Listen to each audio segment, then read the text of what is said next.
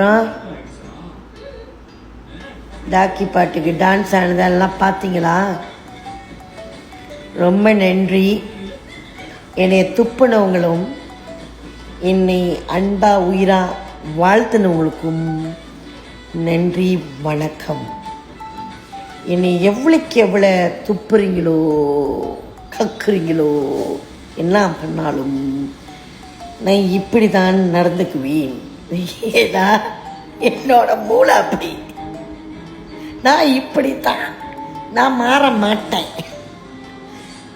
நான் எதிர்பாராத இது ஒரு விஷயம் நடந்துச்சு. டான்ஸே ஆடக்கூடாது, ரொம்ப நாள் ஆச்சு.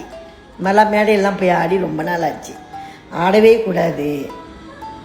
எங்கள் அத்தையோட அண்ணன் பிள்ளை, அவர் ஒரு டான்ஸரு, மோகன். எங்கள் சித்தப்பா மகன் அவர் மோகன், ஒரு அருமையான டான்ஸர். அவர் என்னை தேடி தேடி அழைச்சிருக்காரு. நம்ம ஓரமாக ஒளிஞ்சு உட்காந்துருந்த கண்டுபிடிச்சி கூட்டிக்கிட்டு மேடையில் ஏற்றிட்டார். அவருக்கு ஒரு தேங்க்ஸ், லவ் யூ. ஓகே. அந்த நேரத்தில் டாக்கி பாட்டுனா எனக்கு பைத்தியம். அடிவா அடிவா அடிவா வா வா வா அந்த மாதிரிலாம் வந்துச்சுன்னா சிலிப்பர் கழட்டி எங்கே பறக்குதுன்னு தெரியாது, ஆட்டம் வந்துடும். உண்மையாகவே நேற்று எனக்கு உடம்பு முடியல. ஆனால் எப்படி எங்கேருந்து அந்த எனர்ஜி வந்துச்சுன்னு எனக்கு தெரில. ஆனால் என்னை பிடிக்காதவங்க, என்னை ரொம்ப விருப்பப்படுறவங்களுக்கு எல்லாருக்குமே தலை வணங்குறேன். 70% ஓகே, சூப்பராக இருக்குது.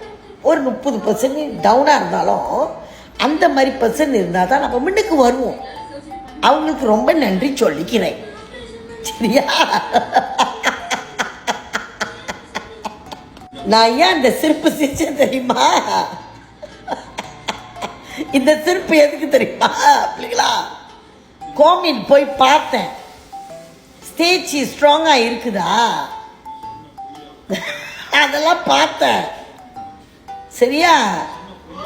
முடி ஆட்டினா தான், முடி ஆட்டம் அப்படி ஆடினா தான் அந்த ஆட்டம்.